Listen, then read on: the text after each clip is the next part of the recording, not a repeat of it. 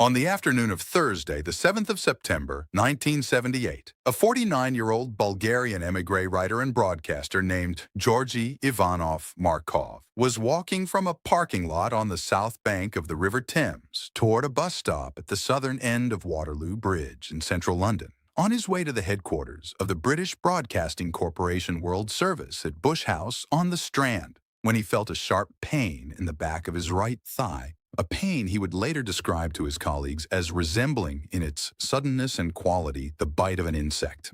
He turned around. A heavy-set middle-aged man, standing approximately 3 feet behind him on the pavement, was bending down to pick up an umbrella that had apparently fallen from his hand. The man straightened. He muttered, in an accent Markov would describe to his colleagues that afternoon as foreign, neither English nor Bulgarian, the single word sorry. He crossed the street. He raised his hand to a passing taxi. The taxi pulled to the curb. He got in. He was driven away. Georgi Markov walked the remaining 100 yards across Waterloo Bridge to the bus stop. He boarded a number 1 bus. He rode it across the Thames to the Aldwych. He walked from the Aldwych to Bush House. He entered the BBC World Service Bulgarian section office on the 3rd floor of the building. He removed his jacket. He turned to a colleague, a fellow Bulgarian section journalist whose name has not been publicly reported, and pulled up the right leg of his trousers. There was a small red lesion the size of a pinprick at the back of his right thigh. The skin around the lesion was slightly inflamed. Markov said, in Bulgarian, "Look at this. Someone jabbed me with an umbrella." He completed his shift at the BBC. He drove home that evening to the small house in Clapham, southwest London, where he lived with his English wife, the novelist and journalist Annabel Dilke, and their 2-year-old daughter, Alexandra Reina, whom they called Sasha. He arrived at the Clapham house at approximately 22:14 that evening. He kissed his sleeping daughter on the forehead in the upstairs bedroom. He came back down to the kitchen, where Annabel had prepared pasta arrabbiata. Over dinner, he pulled up the right leg of his trousers a second time and showed his wife the small red welt on the back of his thigh. He said, "Look, someone bumped me with an umbrella on Waterloo Bridge." Annabel laughed. She said it sounded like a typical central London tourist at rush hour. Markov did not laugh. He went upstairs to the bathroom at 23:47 that night to take a shower. He felt, while undressing, the first wave of fever chills. He came down to the kitchen wearing a dressing gown. He told Annabel he thought he was coming down with something. He went to bed at 23:58. By 1:23 in the morning of Friday, the 8th of September, his temperature was 102 degrees Fahrenheit. Annabel brought him a wet cloth and a glass of water. By 4:11 in the morning, his temperature was 104 degrees Fahrenheit. He was vomiting into a metal basin she had placed beside the bed. His skin had begun to take on a yellowish tone. He was no longer fully oriented. Annabel telephoned for an emergency ambulance at 5:42 in the morning. The ambulance arrived at the Clapham house at 6:03. The paramedics, examining the right thigh under the upstairs hall light, observed the small red welt with the centered puncture mark. They noted it in the dispatch record. They did not, on the basis of the visible wound, understand what they were looking at. They could not have. Annabel drove behind the ambulance to St. James's Hospital in Balham, where the admitting physician, Dr. Bernard Riley, examined the puncture wound on the back of his thigh. By then, a raised, red, angry-looking welt, and admitted Markov to the medical ward for observation. Dr. Riley, in his clinical notes, recorded that the patient looked like he had been stung. Over the following 3 days, Markov's condition deteriorated in a pattern that the St. James's medical staff could not explain. His white blood cell count climbed. His blood pressure collapsed. His kidneys began to fail. He vomited continuously. He developed septic shock. He spent the final 91 hours of his life in intensive care unit bed 14 at St. James's Hospital. His brother, Nikola Markov, whom Annabel had telephoned on the morning of the 9th, flew from Bologna to London on the morning of the 10th. He sat in the chair beside the bed for the last 16 hours of his brother's life. Annabel sat in the chair on the other side of the bed. For most of the 91 hours, Markov was unconscious or in a delirium. For the periods in which he was conscious, he spoke in Bulgarian. He spoke about his childhood in the Niajevo neighborhood of Sofia. He spoke about the rocks in the small field beside the neighbor's house where he had played as a child.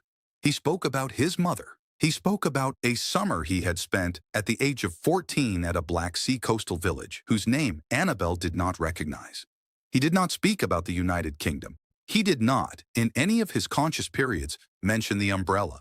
At 6:23 in the morning of Monday, the 11th of September, 1978, he became fully lucid for the first time in 3 days. He looked at Annabel. He spoke in English. He said, "They got me. I want you to know." He closed his eyes. He did not regain consciousness. He was pronounced dead at St. James's Hospital, Balham, at 11:14 in the morning of the 11th of September, 1978, by the attending physician on the intensive care unit, age 49. The cause of death listed on the death certificate was septic shock. The cause of death listed on the death certificate would, for the following 19 days, until the Porton-Down identification of ricin was completed and communicated to the Home Office on the 30th of September, 1978, remain the only official cause of death entered into the British medical record. What had killed him was at that moment entirely unknown to any physician in London.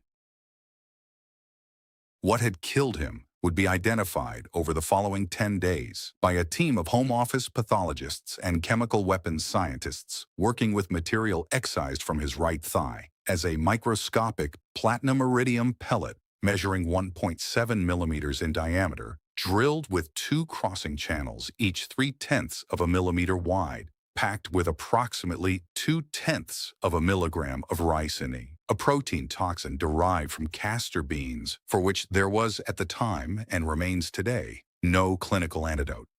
What was killing him? On the morning of Thursday, the 7th of September, on the south end of Waterloo Bridge, was an operation of the Bulgarian Committee for State Security, the Državna Sigurnost, a code-named Piccadilly, carried out on the order of the Bulgarian Communist Party General Secretary Todor Zhivkov, with the technical and logistical assistance of the Soviet Committee for State Security, the KGB, and with the personal approval of the KGB chairman Yuri Vladimirovich Andropov. The 7th of September, 1978, was Todor Zhivkov's 67th birthday. Georgi Markov had been born in the Nyajevo neighborhood of Sofia, Bulgaria, on the 1st of March, 1929. His father, whose name has not been publicly reported, worked in a Sofia engineering firm. His mother kept the family household. He had at least one sibling, a younger brother, named Nikola Markov, who would later emigrate to Bologna, Italy. He had been trained in his original profession as a chemical engineer. He had completed his engineering studies in Sofia in the late 1940s. He had contracted tuberculosis at the age of 19 and had spent the better part of 2 years convalescing in a Bulgarian sanatorium, during which time he had begun, for the first time, to write. He had published his first novel, The Night of Cesium, in 1957. At the age of 28, he had won the annual literary award of the Union of Bulgarian Writers for his 1962 novel Men. He had written, through the 1960s, a steady stream of novels, short stories, and stage plays that had gradually accumulated official disapproval. 3 of his stage plays had been banned outright by the Bulgarian state censorship apparatus by 1968. He had, nevertheless, throughout this period, remained within the social circle of the Bulgarian Communist Party leadership. He had drunk on more than one occasion at the dacha of Todor Zhivkov himself. In 1969, on the pretext of visiting his brother Nikola in Bologna, he had left Bulgaria. He had not returned. He had relocated to London in 1971, when the Bulgarian Foreign Ministry refused to renew his passport. He had been sentenced in absentia in a Sofia court the following year to 6 years and 6 months of imprisonment for the offense of failing to return to the country. He had taken a position in 1972 at the British Broadcasting Corporation World Service Bulgarian section at Bush House on the Strand. He had married the English novelist Annabel Dilke in 1975. Their daughter, Alexandra Anna, had been born approximately 1 year later. Beginning in 1975, Georgi Markov had supplemented his BBC work with weekly Bulgarian language broadcasts on 2 additional Western radio networks, Deutsche Welle, operated from Cologne, and Radio Free Europe, operated from Munich. The Radio Free Europe broadcasts, in particular, a weekly series Markov titled In Absentia Reports, Commentary, were direct, personal, biographical critiques of the Bulgarian Communist regime, naming senior nomenclatura officials by name, detailing their corruption, their personal conduct, their hypocrisy, and in particular, the personal conduct of Todor Zhivkov. The broadcasts were widely heard inside Bulgaria. They were copied onto cassette tape and circulated in samizdat. They were, in the assessment of subsequent historians of the late communist Bulgarian state, the most consistent and damaging critique of the Zhivkov regime produced by any Bulgarian émigré during the entire period of the People's Republic. In 1976, the Bulgarian Foreign Ministry summoned the British ambassador in Sofia to a formal protest meeting. The Foreign Ministry official informed the ambassador in a written aide-memoire that the broadcasts of the Bulgarian language journalist Georgi Markov on the BBC and Radio Free Europe constituted a hostile act against the Bulgarian state, and that if the United Kingdom did not take steps to suppress those broadcasts, the People's Republic of Bulgaria would be, and the quotation is from the surviving aide-memoire, obliged to take the necessary steps. The aide-memoire was filed at the Foreign and Commonwealth Office in London and was not, at the time, treated as a credible threat against the personal safety of a BBC employee. It was, in retrospect, an announcement. The order to assassinate Georgi Markov was, according to the testimony of the former KGB Major General Oleg Kalugin, who in 1993 publicly described himself as having been present at the planning meeting at the KGB First Chief Directorate headquarters at Yasenevo in early 1978, given personally by Todor Zhivkov. Zhivkov had requested KGB technical assistance through his interior minister, General Dimitar Stoyanov, and through the head of the Bulgarian Committee for State Security First Chief Directorate, General Vladimir Todorov. The KGB chairman, Yuri Andropov, approved the request. On the 3rd of May, 1993, the former KGB Major General Oleg Danilovich Kalugin appeared at a publicity event at the John F. Kennedy School of Government at Harvard University in Cambridge, Massachusetts, to promote the English language edition of his memoir. Kalugin had been, between 1973 and 1980, the youngest KGB Major General in Soviet history and the head of foreign counterintelligence. At the KGB First Chief Directorate at Yasenevo, he had been present at the planning meetings for, among other operations, the assassination of Georgi Markov. In the question and answer period following his prepared remarks, an American journalist from the Christian Science Monitor asked Kalugin a question about what the journalist called the Bulgarian umbrella case. Kalugin paused. He had not previously, in any public forum, discussed the case in operational detail. He said in his careful Cambridge-accented English, "I was at the meeting. I was in the room. The request came from the Bulgarians. Andropov approved it. Andropov said, all right, but there is to be no direct participation on our part. Give the Bulgarians whatever they need, show them how to use it, and send someone to Sofia to train their people." A reporter from the British Broadcasting Corporation, seated in the back of the room, raised his hand. He asked, "General Kalugin, are you confirming, on the record, KGB participation in the assassination of Georgi Markov?" Kalugin was silent for 14 seconds. Then he said, "Yes. After all these years, yes." The Kalugin admission was reported in the American and British press over the following week. It was the first time any senior official of the former Soviet intelligence services had confirmed, on the record and on his own name, the institutional participation of the Soviet KGB in the operation that had killed Georgi Markov on Waterloo Bridge. It was also, in the assessment of British Foreign Office officials at the time, the last realistic opportunity the United Kingdom would have to use the Kalugin testimony as a basis for a criminal prosecution. The opportunity was not used. The someone the KGB sent to Sofia was General Sergei Mikhailovich Golubev of the Operational and Technical Directorate, the OTU, the KGB department responsible for what would now be called gadgets. The OTU operated at a small classified facility outside Moscow that was historically known inside the KGB as Laboratory 12, or in Russian as Kamradio. the chambers in a chemical and biological weapons program that produced, for the purpose of clandestine operations, single-use lethal compounds suited to the operational requirements of foreign assassinations. Among the compounds Laboratory 12 had developed by 1978 was a ricin formulation packaged in microscopic platinum-iridium pellets designed for delivery by a compressed gas firing mechanism concealed inside a modified umbrella. General Golubev traveled to Sofia 3 or 4 times in the late spring and summer of 1978 to train Bulgarian Državna Sigurnost officers in the use of the device and to deliver the technical components. The Državna Sigurnost case file for the operation against Georgi Markov was codenamed Skitnik, Bulgarian for the Wanderer. The assassin selected for the operation was codenamed Piccadilly. His true name, identified by Bulgarian investigative journalist Hristo Hristov in research first published in 2005, was Francesco Gulino, an Italian-Danish national born on the 31st of May 1945 in the small town of Bra in the Piedmont region of northwestern Italy.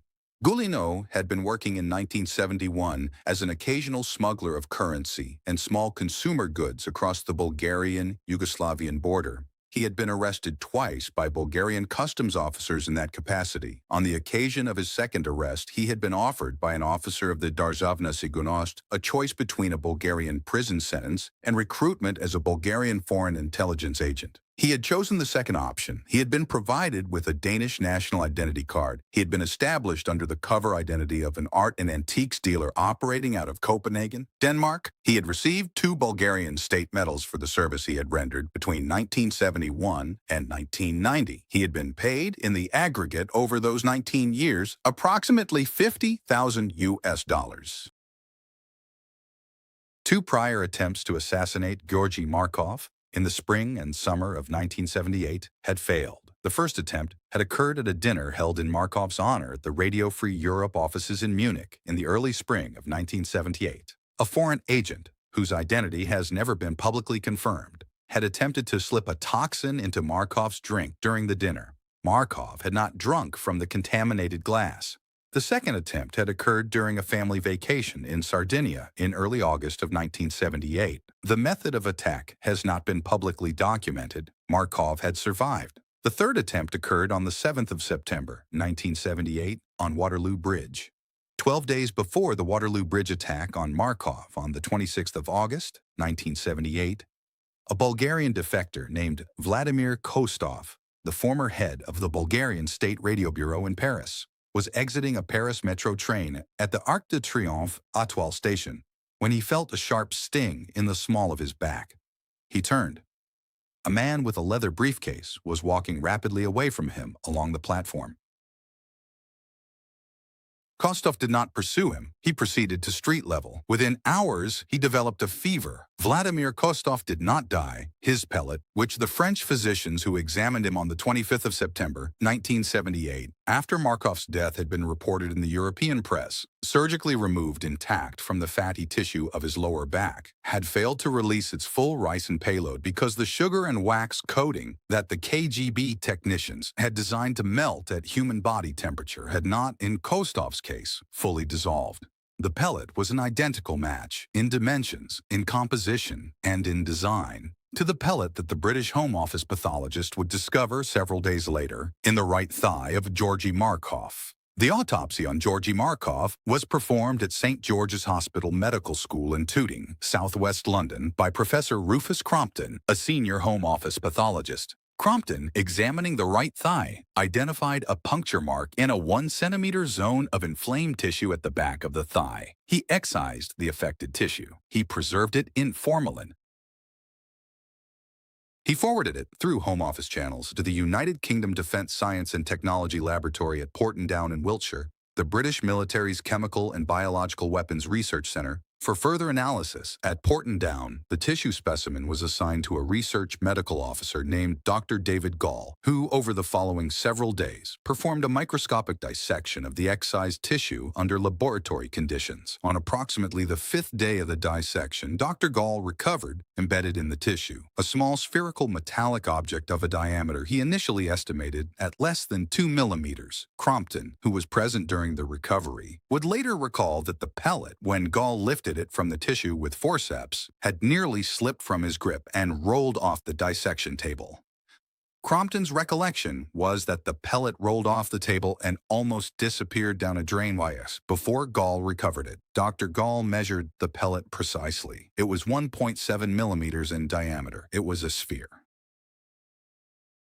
It was constructed of an alloy of approximately 90% platinum and 10% iridium, a composition chosen, the Portendown scientists would later determine, for the alloy's chemical inertness, its high density, and its resistance to dissolution within human tissue. The pellet was drilled with 2 intersecting bores, each of approximately 0.3 of a millimeter in diameter, forming an X-shaped internal cavity. The cavity was, on initial examination, empty. The contents had been released into the tissue surrounding the pellet. Dr. Gall conducted over the following several days a series of clinical tests on a domestic pig, a species whose physiology is sufficiently analogous to that of an adult human to permit the comparison of toxicological symptoms. He injected the pig with a quantity of ricin estimated to be equivalent to the payload of the recovered pellet. The pig developed over the following 4 days a clinical course of fever, vomiting, collapsing blood pressure, kidney failure, and septic shock that Dr. Gall would later describe as essentially indistinguishable from the clinical course observed in Georgi Markov.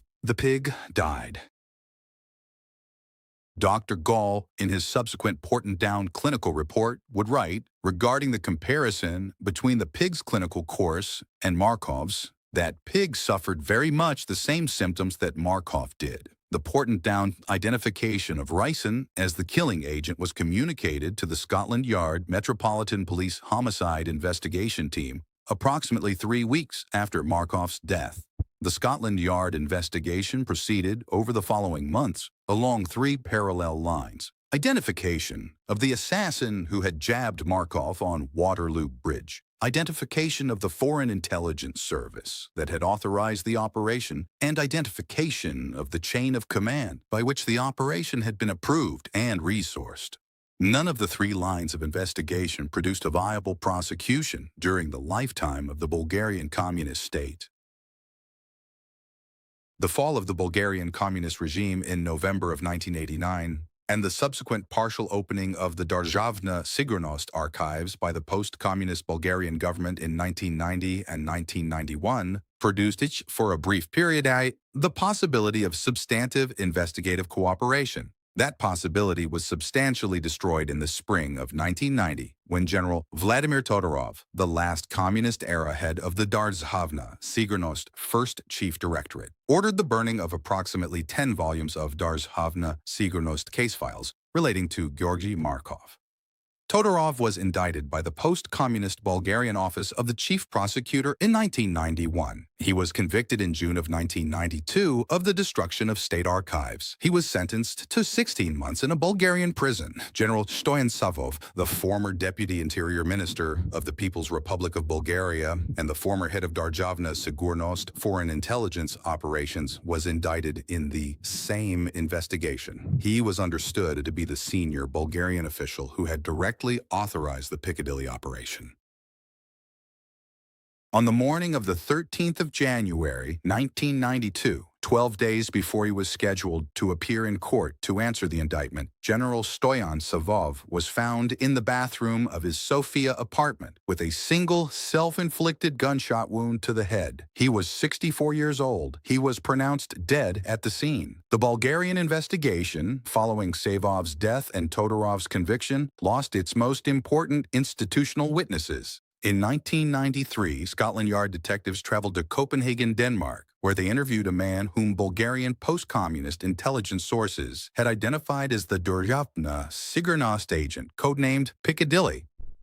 The interview was conducted over a period of approximately 2 days by 2 Metropolitan Police detectives identified in later documentary coverage as Christopher Bird and David Kemp in the presence of Danish security service officers. The subject of the interview was Francesco Guglino. He acknowledged during the interview that he had been in London on the 7th of September, 1978. He acknowledged that he had been, between 1971 and 1990, an agent of the Bulgarian Državna Sigurnost, operating under the cover identity of a Danish art and antiques dealer. He denied, however, having any direct knowledge of the death of Georgi Markov. The interview did not produce sufficient evidence to support a criminal charge under the standard of proof required in either British or Danish law. Francesco Guglino was released without charge. He returned to his Copenhagen apartment. He continued, over the following decades, to give occasional interviews to investigative journalists, in which he consistently denied direct participation in the Markov killing while simultaneously declining to provide any alternative account of his presence in London on the relevant date. He relocated at an unspecified point in the early 2021st century from Copenhagen to a small apartment in the town of Wels in Upper Austria. In June of 2021, a documentary team from the Danish Broadcasting Corporation, the DR, located Francesco Guglino at his Wels apartment and recorded a series of on-camera interviews with him over a period of several days. He was 76 years old. He denied in the recorded interviews all allegations relating to the Markov killing. He was found dead at his Wels apartment on an unspecified date in early August of 2021, several weeks after the DR team had concluded its interviews. The cause of death was, at the time of his discovery, not publicly disclosed. The Austrian authorities did not initiate a criminal investigation. The Bulgarian state, on the 11th of September, 2013, nods 35 years to the day after Georgi Markov's death at St. James's Hospital, formally closed the Markov case under the 35-year statute of limitations provided by Bulgarian criminal law. The case was, as of that date, never prosecuted. In the year 2000, the Bulgarian state, by then a parliamentary democracy in the process of negotiating its accession to the North Atlantic Treaty Organization and the European Union, posthumously awarded Georgi Markov the Order of the Stara Planina, the highest civilian decoration of the Republic of Bulgaria, for his contributions to Bulgarian literature and to the cause of Bulgarian intellectual freedom. The decoration was accepted at the ceremony on his behalf by his English widow, Georgi Markov, and by his English daughter, Alexandra Rina Markova, who was, at the time, 24 years old. What is known with substantial confidence about the morning of the 7th of September, 1978, is the following. Francesco Guglino, age 33, traveled from Copenhagen to London on a Danish passport. He stayed at a hotel in central London the night before the attack. He carried, in a small overnight bag, a modified umbrella manufactured at Laboratory 12 outside Moscow, fitted with a compressed gas firing mechanism, loaded with a single platinum-iridium pellet, packed with approximately 0.2 of a milligram of ricin. He took a position on the south end of Waterloo Bridge in the late morning. He waited for Georgi Markov to arrive at the bus stop. When Markov arrived, he stepped forward, fired the pellet into the back of Markov's right thigh, allowed his umbrella to fall to the pavement, bent to retrieve it, muttered the word sorry in a foreign accented English, crossed the road, hailed a taxi, and departed. He returned to his hotel. He checked out. He returned that afternoon or the following morning to Copenhagen. He delivered the spent device to a Bulgarian Državna Sigurnost case officer at an undisclosed location in Western Europe within the following 2 weeks. He was paid for the operation an amount that has not been publicly documented, but that is believed, on the basis of subsequent Bulgarian press reporting on Državna Sigurnost compensation practices, to have been in the range of $3,000 to $7,000. The umbrella has never been recovered. Georgi Markov never remarried. She continued her career as a novelist under her maiden name, Georgi. She published her 7th novel in 2003.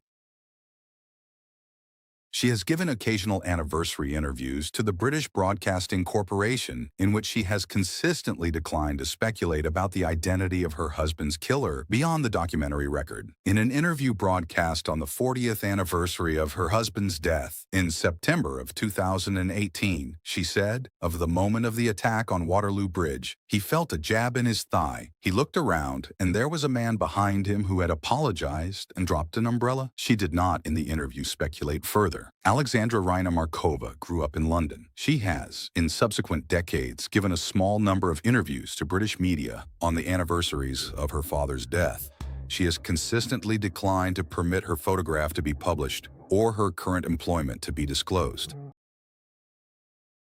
What is finally known is that the dose of ricin that killed Georgi Markov on the morning of the 11th of September 1978 at St. James's Hospital, Balham, approximately 0.2 of a milligram of refined castor bean protein toxin, packaged inside a 1.7 millimeter platinum-iridium sphere, delivered by a compressed gas firing mechanism concealed inside a modified umbrella, designed by Soviet KGB technicians at Laboratory 12 outside Moscow, deployed by a Bulgarian Darzovna Sigurnost agent operating under the cover identity of a Danish art dealer, authorized by the Bulgarian Communist Party General Secretary Todor Zhivkov on the occasion of his 67th birthday, and approved by the Soviet KGB chairman Yuri Vladimirovich Andropov, represented in the assessment of the historians who have subsequently examined the case, the single most precisely targeted lethal toxin operation conducted by any Cold War intelligence service against any single individual journalist on the territory of a Western democratic state during the entire 45-year history of the Cold War. It was an operation that succeeded.